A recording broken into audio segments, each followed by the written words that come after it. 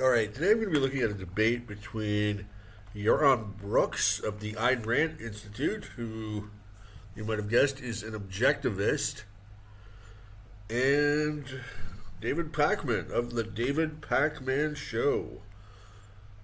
So, objectivists and libertarians seem to agree on a whole lot. There are some marked differences. Objectivists are pro-war, and that's the main one, I guess. They're minarchists as well. But a lot of the rhetoric is pretty similar. I'm really looking forward to this debate. From what I've seen with Pakman, he seems pretty serious intellectual and very articulate. Brooks, he's a good guy as well. Who's the chairman of the Ayn Rand Institute, host of the Yaaron Brooks Show. This is the second in a series of discussions that we're producing in partnership with the Ayn Rand Institute. We have already talked a little bit about Ayn Rand, a bit about... Just on the topic of the debate, I would say absolutely yes, capitalism is moral. Capitalism is the only moral economic system because it's the only system based on the voluntary interactions of individuals. It is the only voluntary economic system. Started to get into some of the real-world considerations, the economic and government systems that might stem from Ayn Rand's philosophy. And I think it makes sense at this point, Yaaron, to get into capitalism. And because so much about our discussion has been about ethics and morality, really to talk a little bit about the morality of capitalism. But in order to... Did I miss the first part? ...do that, I think we first have to talk a little bit about how we define what is moral. What is a moral system? How would we evaluate that? What would Ayn Rand say about defining the morality of a system? So again, let's start with individual morality. Individual morality is a morality where your life is the standard, and where your moral purpose is your own happiness. So I think right away there's some room for contention there. And one of the things that bothers me about the way objectivists speak is they speak universally about things that are very subjective to their ethos. I also think that he's confusing ethics for morality, although I might be splitting hairs at this point. A moral political economic system would be a system that allowed you to do that, left you free in a sense to be able to achieve your own happiness. Now for Rand, achieving one's happiness requires the use of reason. We talked about this last time. It's a light. Maybe it's more productive to come at it from the other perspective. What is an immoral action or behavior? And maybe the first thing we think of is a vice. That might be true, but then there's another category of action which is clearly immoral, which are crimes. And of course, we should distinguish between that which is expressly prohibited by the legal system and that which we might morally condemn but feel should be legal. So any crime, specifically the invasion of somebody's property rights or their person, which basically the same thing, your person is just your most valued property. Any action like that is immoral. So that might help us define morality better. Guided by one's reason. It's a rational life. It's a thinking man's life, right? It's one that relies on facts. So one of the things, so the question then becomes, if I... Brooks always strikes me as he's got a lot of good ideas, but they're just a little jumbled up. I want to live a life. Like maybe he doesn't express them as well as he could. And obviously, that's something that we're all guilty of. Guided by my reason, with the goal of my own happiness is my purpose. What kind of world, when I get into a society with other people, What kind of conditions do I need in order to sustain that kind of life? So the question is, well, what would threaten? What is it about other people that might threaten my ability to achieve happiness, to follow my reason? What is the enemy of reason? Well, the enemy of reason, according to Rand, and I would agree, is force, coercion, an authority that dictates to us, this is the truth, and you can't change it. So, think about Galileo. Galileo can think about, his new theory, but as soon as he presents it and it's rejected and he's put in house arrest, well, I mean, he's not developing it. He's not broadening it. The heliocentric model of the universe. Seriously limit. Galileo championed Copernican heliocentrism and was met with opposition from within the Catholic Church and from some astronomers. The matter was investigated by the Roman Inquisition in 1615, who concluded that heliocentrism was foolish, absurd, and heretical. He spent the rest of his life under house arrest. The scope of his thinking, because he knows that if he pushes the envelope a little bit, they're going to shoot him. Well, they can't shoot him in those days. They'll burn him at the stake. The ultimate enemy of human reason and human rationality is force, coercion, authority. So that's the one thing we have to extract from human interaction. We have. I agree. Agree wholeheartedly. We need to extract coercion from human interactions. We need to prohibit it. And that is why libertarians champion the non-aggression principle.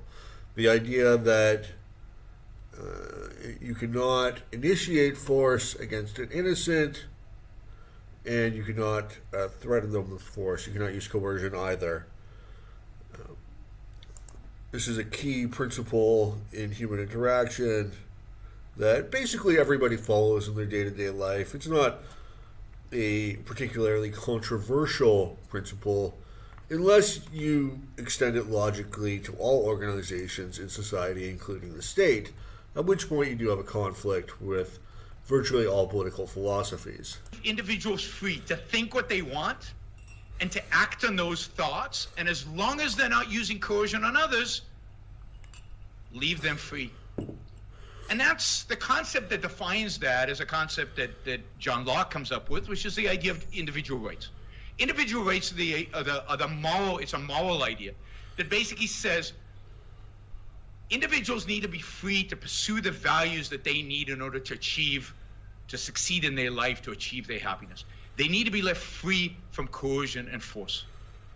And rights are a moral concept that defines our relationship in a social context that says force is out. You cannot relate to one another using coercion.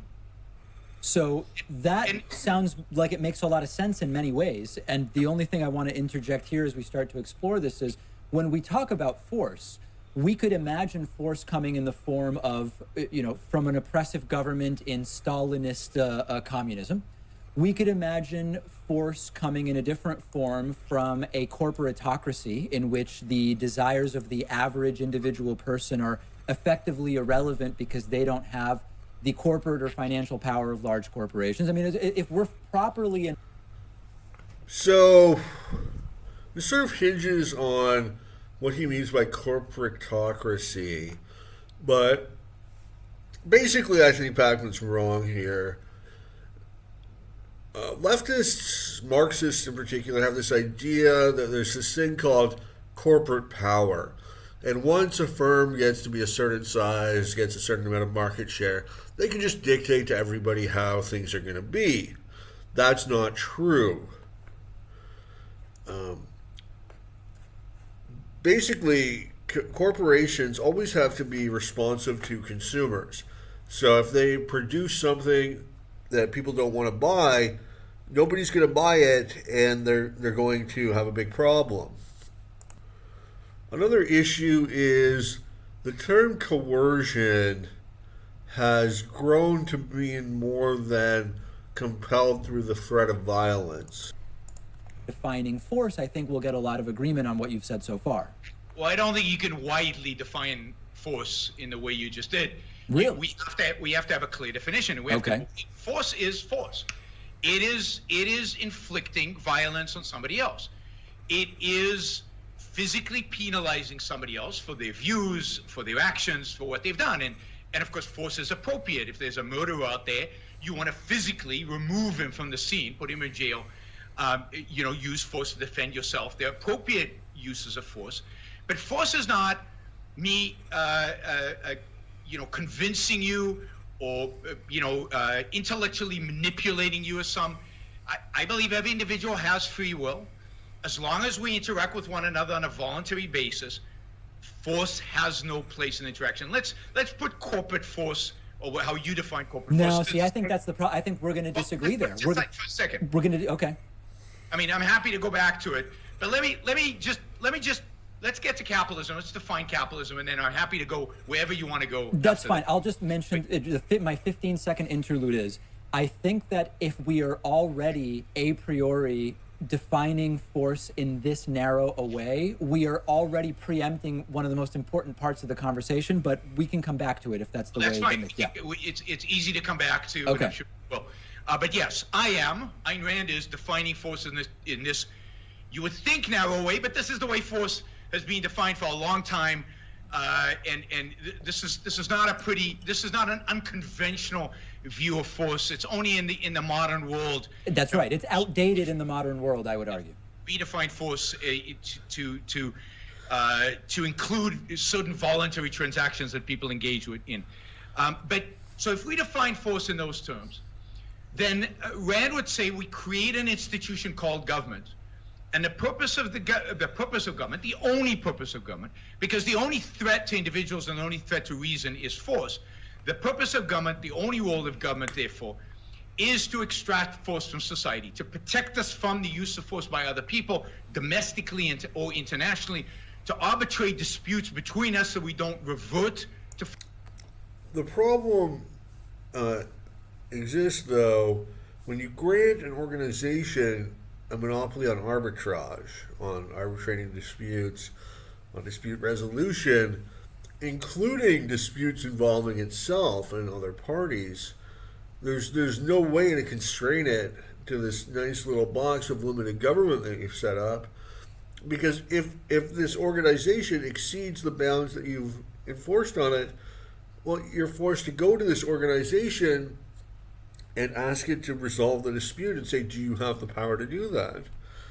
But of course the organization will say, I do have the power, because individuals and organizations tend to like to aggrandize their power. So the only purpose of government, according to Rand, is to create an environment in which rational individuals can pursue their values, to pursue.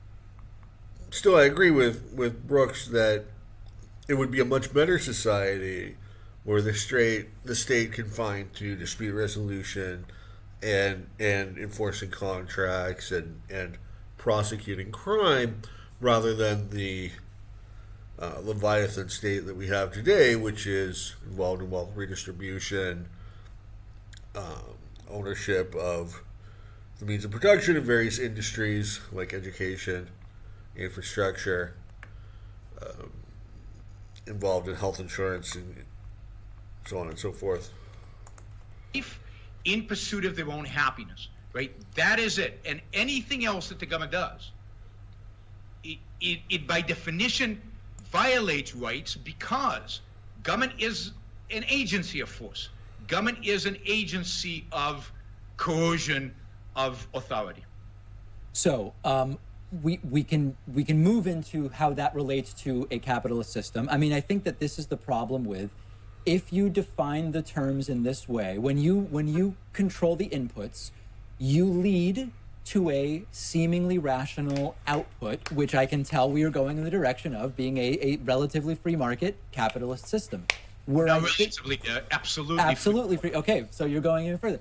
What I think the problem is that it is an improper set of inputs, because when you look at the world as it is, not as it might be in this the framed way that you're putting together, you see something like, for example, business regulation. That is, by the sort of framework you've established, regulating a business is you're preventing the business from doing what it is that it. So there's this sort of mythology around business regulation that regulations were imposed on an unwilling industry by knightly reformers who sort of rode in on white horses and saw these deplorable conditions and fixed everything. That's not the truth. What actually happened was established business interests lobbied for the imposition of regulations on their industries, on themselves, because the imposition of high fixed costs is a very good way to crush your smaller competitors. Or to put it another way, if you have a firm of 100 people, it's a lot easier to spare one guy to sit in a room filling out forms, complying with regulations, than if you have a firm of just 3 people. So, should we have regulations? Do we need regulations? Certainly, some standards and practices in many industries are a good idea, but the regulatory apparatus as a whole is not only unnecessary, it's counterproductive and wealth destructive. Of course, there's the enforcement cost. There's also compliance costs when the regulations are not contributing towards a better productive process with simply jumping through hoops. And then you have barriers, regulations as a form of barrier to entry, the imposition of higher costs, keeping out smaller competitors. And there's already a lot of mechanisms in place in the market economy to ensure quality. For example, I was shopping at Walmart once and I noticed that some ham had like a blotch on it, so I showed it to the lady, she threw it away, right? So you've got the retailer, they don't want to sell a bad product and generate that consumer distrust. Companies try very hard to build brand loyalty and trust. So you've got the retailer, you've got the butcher, they're looking at the meat when it comes from the cow. Originally, you've got the packaging plant. There's a lot of steps along the way where they're trying to ensure every company's got their reputation. They're trying to build a reputation, be the best. A lot of leftists say that the only way to make profit is by cutting corners, but that's not really true. If you can build brand loyalty, you can charge more. A lot of consumers will pay a premium for quality. Not to mention, retailers want you on their shelves in the first place. It is determined it wants to do. I mean, I think we get how that's a problem. Yep. But the idea that we hear from some in the libertarian right, that businesses have an incentive to regulate themselves because the PR will be so bad if anybody gets hurt from what they do, it just doesn't happen. It is, I consider it a form of force that businesses, when they are under-regulated, do things that are bad physically for people. I mean, it's not just bad for people's emotions, it's physically. So, if there's fraud involved, whether or not it's a use of force, certainly considered by libertarians, many libertarians anyway, to be a crime. So if you're selling spoiled meat, spoiled produce or whatever, and trying to pass it off as it's good, then that would be prohibited. But he's not really demonstrating why the checks involved wouldn't work. He's just asserting they don't. So he's not really making a complicated argument or a solid argument. He's just asserting that all these companies aren't going to care about bringing a quality product to market, and the consumer won't notice either. This is just not how things work, It's not like you're buying Coke from some random guy at a nightclub, and hoping that it's not baking soda. These are companies that make their money through volume, through repeat business. I mean, what's the overhead on a single sale? It's not very much. So they make their profit by selling, millions of units. It's a volume business, so in order to achieve that volume, you need repeat business, you need word of mouth, you need people to actually prefer your product. So I think there's considerable quality control that's going in at every stage of the production to ensure that the consumer gets something pretty decent in the end. And I don't see, I mean, I don't see why we should accept the Ipsy Dixit pronouncement of David Pakman against all the logic and reason supporting self-regulating markets. I consider those forms of force that necessitate a certain degree of government involvement. So I know, and this is where we're going to disagree. Yes.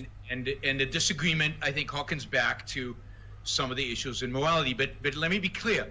First of all, I don't like the idea of libertarian right because I don't know what that means, and the whole right-left spectrum. I don't want anything to do with it, right? So let's get rid of that.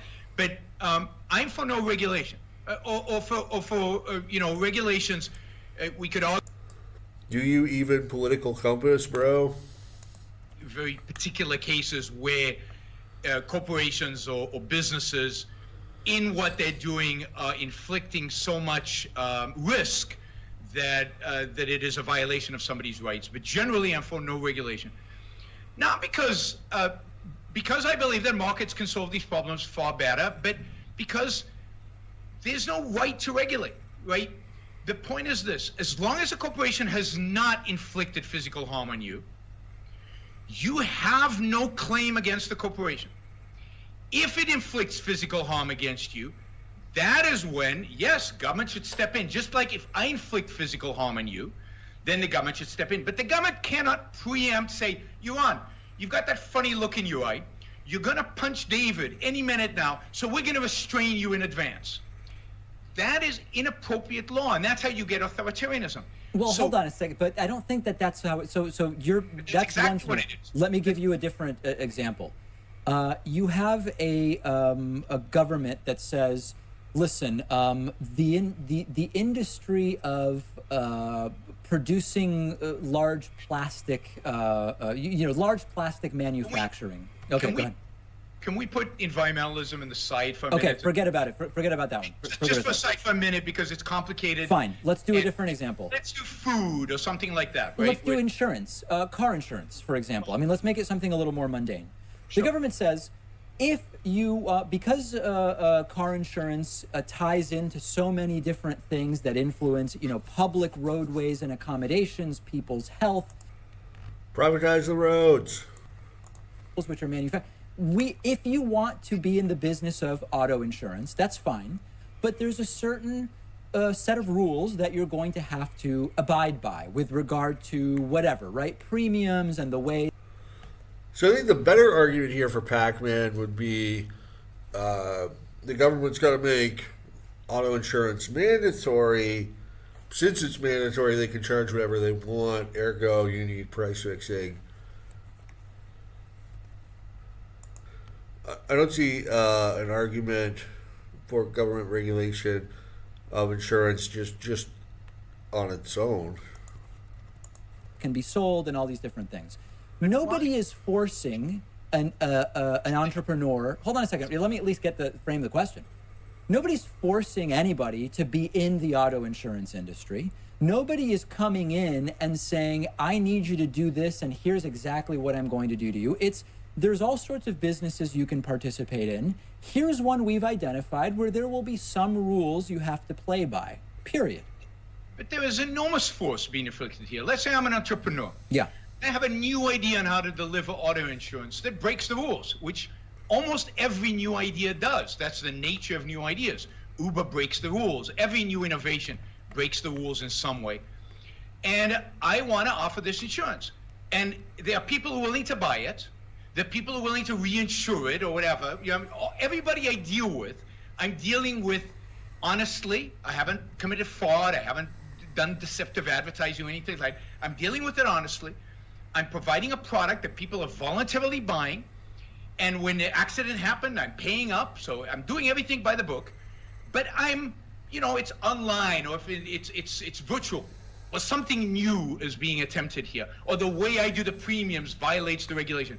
Now you're coming and physically shutting my business down, and if you're so inclined, you're physically dragging me off to jail if I don't pay the fines that you have physically extracted from me.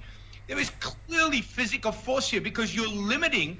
See, I want a world in which the possibilities for innovation and creation and applying the human mind. Yeah, that's a very important point from Brooks here, is that regulation will slow down innovation because the innovation has to comply with the regulation. Ideas is unlimited, because it is unlimited. Why do you think, though, that degree of total lack of regulation, there's a lot of people who like to say communism has never worked. That degree of lack of regulation has also not worked because it's chaos. No, it has been attempted. It did work, but politicians like to do something with their time. They like to regulate. They like to exercise power. But that doesn't mean that it's better. It just means that that's what happened. It's not chaos, because it's not chaos at all. It actually gets a much more ordered society than you get otherwise. I mean, you get semblances of that in Silicon Valley, where nobody has had the time yet to put the rules in place so people are actually free to innovate, to think outside the box, to create new stuff. You got that in industry, in terms of innovation in the 19th century, where imagine if regulators had decided that kerosene was wrong and lighting was therefore wrongly regulated and placed rules and restrictions around lighting. And therefore, when Thomas Edison came up with the electric light, that was outside of those rules, and he couldn't do it because it was not appropriate. We were doing kerosene right now. So, no, it's not chaos at all. The market is an amazingly beautiful thing. I mean, one of the amazing things about capitalism is when you find places that have a little bit of it, and granted, you can't find anywhere that has all of it, but when you find places that have a little bit of it, they're amazingly ordered and amazingly productive and amazingly, flourishing. So, but why is it that we're not seeing it at any kind of larger scale? So we have seen it. We saw it in England in the 18th and 19th century, and in America in the 19th century. These countries went on to become the richest countries in the world. So we have seen laissez-faire, we have seen limited government. Why did society move away from that? The answer is ultimately history is affected by ideas. Change is affected by ideas. So just as the ideas of liberalism and individual rights and free trade came about and transformed Europe from the absolutism that preceded it to modern liberal countries with independent rights and individual rights and constitutions that restrain the state. So in the 20th century, did the ideas of socialism and welfarism and statism and interventionism come into popularity? It's not that these ideas are better than the ideas of liberalism and freedom, but they were newer and they were more popular with the general public. So we moved away from the system of free enterprise and limited government, laissez-faire, towards the society, the government that we have today. We don't trust people. So this goes to the question of, I wanted to go to food because that's the typical one. If not for food regulators, if not for the FDA, McDonald's would be poisoning us because, McDonald's knows that the best way to make money is to kill its customers. McDonald's already is poisoning us. Joke. So to poison its customers. I mean, it's the idea that Big Macs. Human beings are not rational, that human beings don't follow reason. That idea leads us, and indeed that self-interest, the idea of pursuing profit, is evil and bad. No, but I think the problem I have with that example. It's that lead us to distrust businessmen, and therefore to project onto them the worst kind of behavior, and then to assume then that some government entity can stop them from behaving in that way. But the thing is, that's a cartoon. We need to make, if we're going to do the McDonald's example, if we're going to do the McDonald's example, we need to do it in a more sensible, or as you would like to say, a rational way. Because the view of an unregulated McDonald's would not be, let's put out food so unhealthy that it kills our customers and we go out of business. That's a straw man. It's a red herring of sorts. The way McDonald's would operate way McDonald's would operate is, let's put out food that maximizes our revenue, which is done not by poisoning people to death in 5 years, but just by having really low quality food where when someone's 65, they end up obese and with heart disease, and it's not really clear that it's because of McDonald's, and we could never be held liable for that, but we make a lot of profit over the 40 years that person comes and buys from us. It's not let's kill our customers. Yeah, so instead let's kill our customers, because at the end that's what you're arguing. You're just arguing for subtly killing them over a long period of time. And it's not just McDonald's, it's all food that one has consumed over their life. Yeah, but think about, the alternative, of course, we have. And the alternative is we get a government health pyramid. We get a government pyramid that tells us what we should buy. And as a consequence, we've been telling people about unhealthy food. That's true. I mean, let's assume this is true. Grains, and having them eat massive amounts of grains and sugar for generations, we get an obesity crisis. So sure. The food pyramid was wrong. That's true. I'm suspicious of a generalized theory that somebody from the top is going to dictate to all of us in terms of what is healthy food. And that's why. What happened was basically the war on fat. This idea that saturated fat, that butter and beef was unhealthy because of this so-called 7-country study. And there's a lot of evidence in recent times that's challenging this idea that fat is unhealthy for you, that the problem is too much sugar or too many carbs. And this is part of the problem with government mandated or government even suggestions.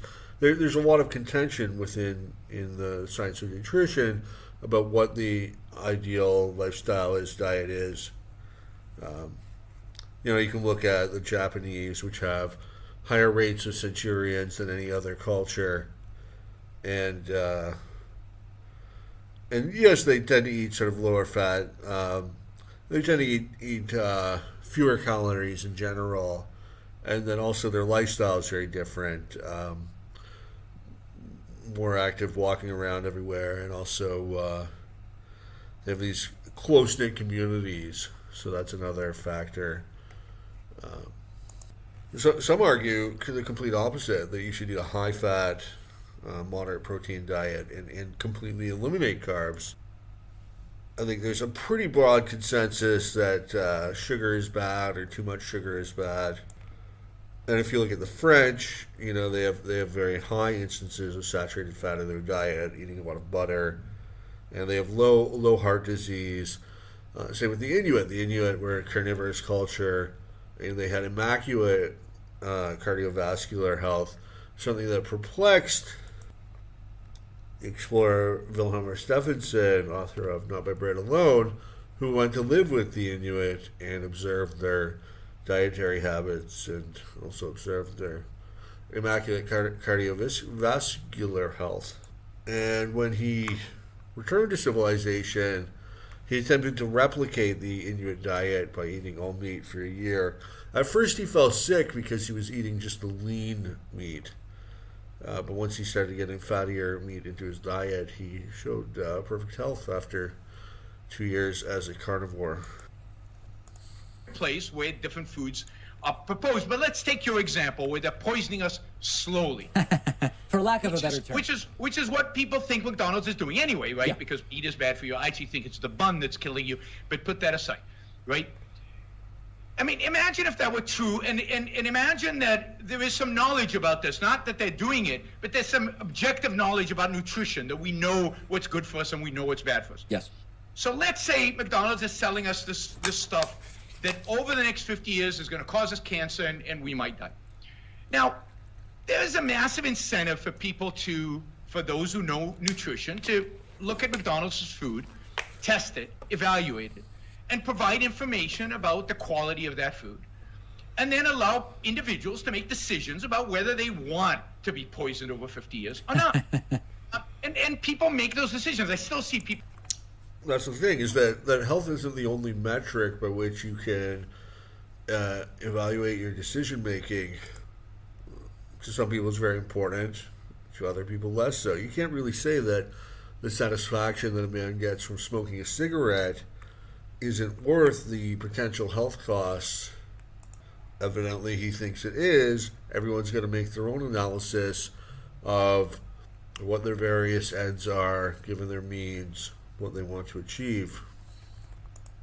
So people make decisions. Well, smoking is addictive, and I think it's different. I don't know that I would use that as an analogy here. I think the analogy for McDonald's is the imbalance in market power that McDonald's has to suppress and to fund counter studies that say, it's all inconclusive. I think that's a better analogy. Massive amount of market power is in the hands of consumers, not in the hands of McDonald's. And if you think that if a agency, a private agency, which I think is what would evolve in a truly free market, and competing private agencies, if those private agencies declared certain types of food unhealthy, and there would be some disagreement because it's not clear what's healthy and what's not. I think that's a much, much healthier environment. I mean, I listen to NPR a lot, which might surprise some people, but they used to do these shows on farmers in California. And one of the things that came out of those shows, I don't think NPR intended it, is that there are two types of inspectors that come and inspect the food in the farm, in California at least. One is the FDA inspector, the government inspector that comes to inspect the food. And the other one is the inspector that is basically a consultant that comes in that's been hired by the supermarket chains. Guess who's tougher? I'm sure in this example you framed up, it's not the government regulator. It's not the government regulator. So why? Because the government has nothing to lose by poisoning all of us. I mean, it doesn't. It just doesn't have anything to lose. And indeed, the inspector's not going to lose his job if there's E. coli in the lettuce and he didn't discover it. But you know what? The supermarket has a lot to lose if they landed up poisoning us. The supermarket has a lot, and the supermarket will fire the inspector if he missed something. So in my view, the market, not only from a moral perspective, should be the only guarantor of the safety, because government shouldn't be using force against somebody who hasn't yet committed a crime. But also practically, my view is unequivocally that the market would produce a much better result in terms of higher quality food, much healthier food, and it is the centralization of power, which is what is really leading.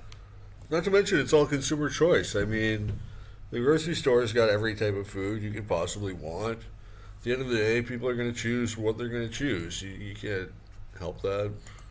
Bad outcome in terms of food, in terms of health, and in terms of a lot of these other things. But why isn't it happening then? I mean, regardless of whatever standards exist now from the FDA, why aren't these corporations putting in higher requirements and preventing all of the issues that end up happening? I mean, it's like they could do it now. Nothing's stopping them. Some of them do. I mean, this is, again, the beauty of a relatively free market. And look, there is no free market today, right? So there's no capitalism today.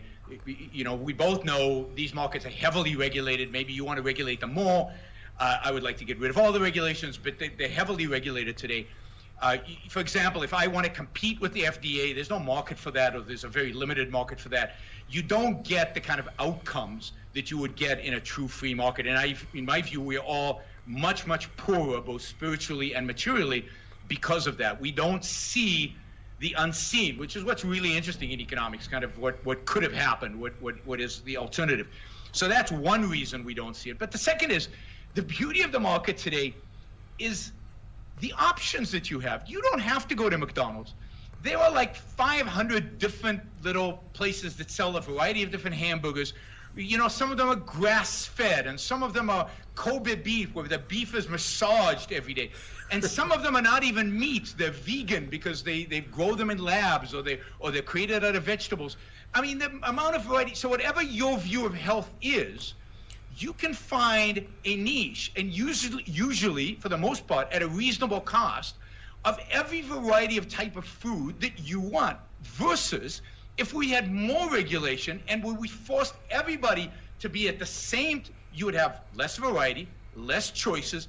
And if you happen to disagree with the FDA's recommendation about what's healthy, you'd be stuck with what they recommend, because that would be what was forced down all of our throats. So I want to shift a little bit to a different aspect of capitalism, but I completely reject the notion that regulation necessarily reduces the broad-based type of choice that you're talking about. We're talking about very specific types of regulation. I don't think we're going to agree, but here's the thing. So a lot of this focus has been on markets, but I want to talk about a different side of capitalism, because I as a social democrat who is that's a form of capitalism, I'm very interested in. I do not think that the immorality of capitalism is in, for example, making money off of surplus labor value from workers. Okay, I'm okay in principle. I don't even buy that terminology. That terminology is completely bogus. Apply the terminology you want. But what I'm talking about is the idea of an entrepreneur or a capitalist investing in the equipment, taking the risk, getting the insurance that's required, which I'm fine with, so that they can earn a profit. I don't have a problem with that. The problem I have is in 2019, we're way past the point of capitalism being able to generate enough wealth for everybody on the planet to have a reasonable standard of living. I'm not talking about everybody has the same standard, and I'll frame it up. And yet, when industrialists want to ship factories overseas, these guys are up in arms. And you'll have more than enough time to respond. My concern is, I think that at this point, capitalism should not perpetuate more inequality. Capitalism has no reason to allow people to go hungry, many of whom... Look, all of the countries in the world can be as prosperous as the first world. They just have to do what the first world did, which was adopt a broad respect for property rights, adopt laissez-faire capitalism, have these institutions and these cultural norms that we had. And to a very real degree, individuals such as David Pakman, unconsciously to be sure, but by advocating for systems other than laissez-faire capitalism, are perpetuating the poverty in third world nations, because they listen and they adopt these ideas of socialism, of interventionism, of welfarism, and it delays the growth of their economy.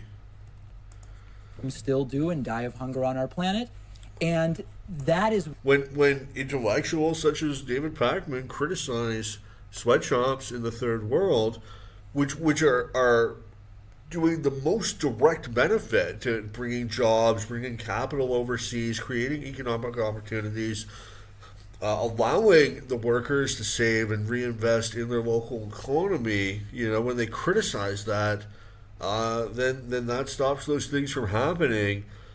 Ideas and voices are very powerful.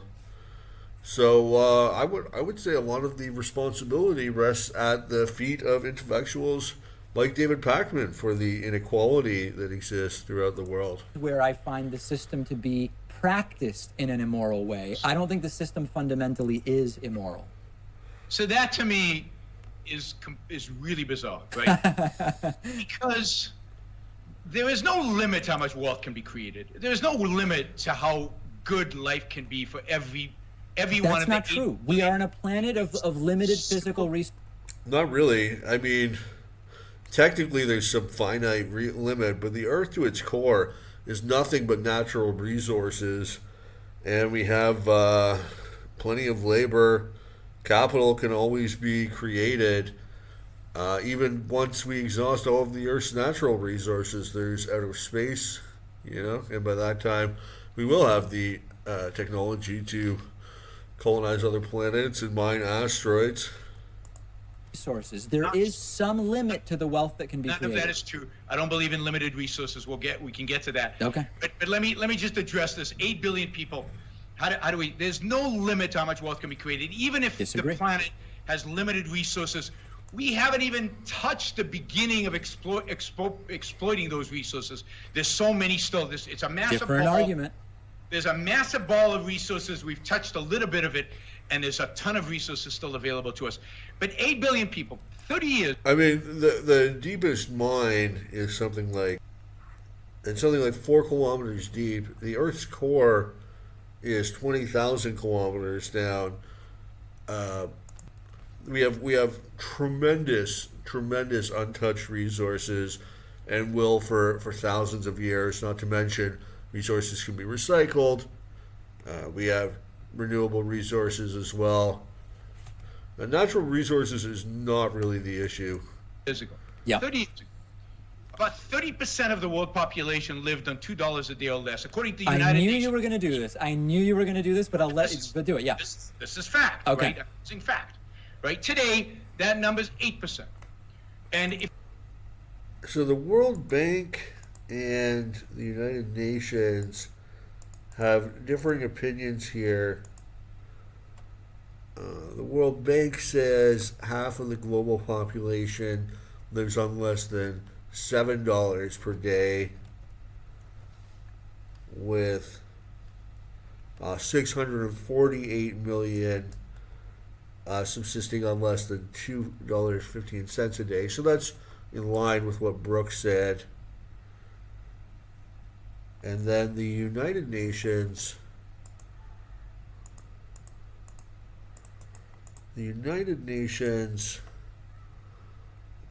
says nearly half of the world's population lives in poverty, defined as income of less than $2 per day. Although they don't set a date for this. decline has happened where people have exited extreme poverty. Yep. It's in places like China and India and much of Southeast Asia. Yes. Places that have adopted elements, a little bit, not nowhere near as much as I would like, elements, little bits of capitalism. And the middle class in those countries is grown by hundreds of millions of people, which suggests to me there's tons of wealth to be created. And I expect the same thing to happen in Africa. One of the things that I believe is so tragic is that a lot of the policies that I find on the left well, we don't want to use left. I find you said we weren't using those terms. Yes, I don't like those terms. We find on the democratic socialist side, it would actually prohibit Africa from ever becoming middle class, which I think is unbelievably tragic. But I believe that hundreds of millions, every human being on the planet, should be and could be living at the standard of living of an American middle class family if we adopted capitalism. And I don't consider social democrats capitalist. Why not? You know, it's all mixed economies. There are elements of capitalism, elements of socialism, and we shuffle around the mixture. I want capitalism. So when I talk about capitalism, I talk about the pure form of capitalism. If we actually adopted that, billions of people they've already escaped poverty, would now escape being poor at all and become middle class. So I think that argument maybe doesn't really get at what I'm pointing to. I mean, listen, the argument is often, when you say, look at the number of people that have been brought out of abject poverty as defined in this particular way over the last 30, okay. We can define it any way we want. But hold on a second though. But this there's another argument that's similar, which is, hey, you know what? Who's complaining about poverty in the U.S.? Everybody in the United States who is in the, other than the bottom 0.5%, is living better than the average person did in ancient Rome.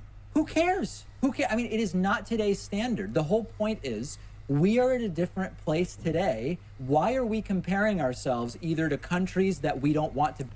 Well, it's instructive to see how rapidly the economy has grown, that individuals who are in the bottom 20% of income live relative to the world today, or to even the upper class of yesterday. Absolutely, it's a useful basis point for analysis and a demonstration that to some degree the system is working. I think the leftists are overwhelmingly obsessed with inequality, even at the expense of considering, absolute standards. I think it's much more important how the working poor are doing in absolute terms instead of relative terms. This whole idea that you can't have any inequality, even if we have to sacrifice the amount of wealth that's created, is biting off the nose to spite the face. Times. What we need to deal with is the reality today. Nobody needs to go hungry today. I agree with you. Absolutely. Okay. Nobody on planet Earth today should go hungry. And the solution to that is the same solution that has brought billions of people out of abject poverty. That is that solution on steroids, that is actually adopting capitalism fully, would bring every human being, almost every human being on planet. Some people would still starve, and some people, I'm going to make a very controversial statement. Some people deserve to starve, but very few. I don't very, think so. Very few. The white beating drunk does not deserve to thrive. But the point is that almost everybody nobody should be starving on planet Earth today. And indeed, if they applied the right politics, they applied the right economics, they applied the right philosophy, nobody on this planet would be starving. But you're making it more complex than it actually needs to be. I would first of all challenge the notion that it is the free market capitalist elements that have even done what it is you claim they've done in lifting people out of poverty. I think it's the social democrat part of it, but that's maybe a different conversation. But I would even go further. China, and you don't see any social democracy in India and China. I would There's actually... no welfare state in India. There's no welfare state in China. And if you look at those parts of China and those parts of India where the wealth has been created, where people have come out of poverty, or Thailand, or Taiwan, or South Korea, or Hong Kong. I mean, I don't even see a possible argument for how social democratic reforms are going to create wealth. They might redistribute it. Hong Kong or Singapore. It's those places where they have let markets work and left them alone. With regard to the hunger issue specifically, you're mentioning all of these things that...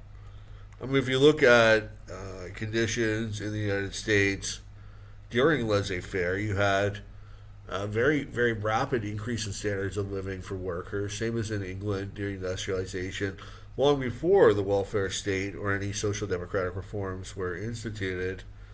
The same thing was seen in Hong Kong and Singapore.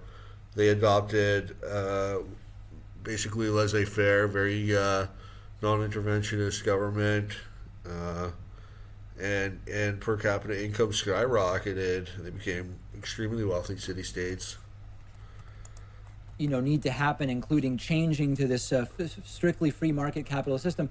We could just solve it right now just as a political decision. I mean, we throw out anywhere between 25 and 50%. Well, it's not that easy. I mean, you send aid overseas, and then it gets into the hands of a corrupt regime, and they use it to strengthen their political power. They give the aid, the food, to favored groups and withhold it from their enemies. So, I mean, it's been tried, right? We've tried foreign aid. The real solutions are to increase the economies of these countries, and the number one driver behind starvation, behind food scarcity, is war. So when there's a war going on, it's not so simple as just show up with a few truckloads of bread and dump it out. I mean, you gotta look at these things systemically. I mean, the best thing you could do is set up factories over there, really. Create the jobs, get that wealth, the salaries going there, and people can use their money to reinvest in the economy.